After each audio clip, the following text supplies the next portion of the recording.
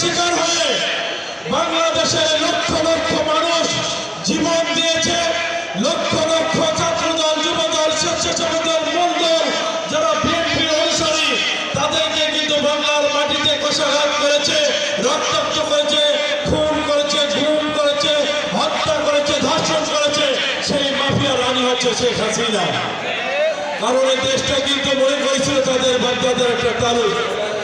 বাংলাদেশটা কিন্তু কারো বাপদাদার তালুক নয়। এদেশের 30 লক্ষ মানুষের জীবনের বিনিময়ে বাংলাদেশটাকে আমরা স্বাধীনতা পেয়েছি, লাল সবুজের একটা আমরা পতাকা পেয়েছি।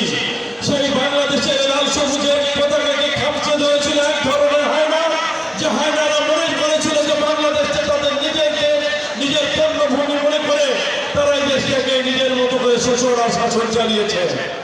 কিন্তু প্রিয় বন্ধুরা, আল্লাহ ছাড় দেয় কিন্তু ছেড়ে দেয় না।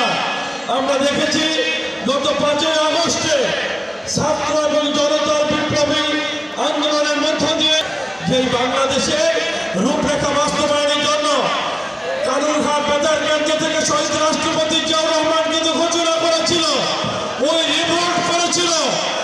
আমরা দেখেছি আর্মি প্রশাসনে আর্মির জায়গা থেকে যদি কোনো মেজর, কোনো আর্মি প্রধান যদি রিপোর্ট ঘোষণা করে, সে যদি ঘোষণার মধ্য দিয়ে আমরা শহীদ রাষ্ট্রপতি জিয়াউর রহমানের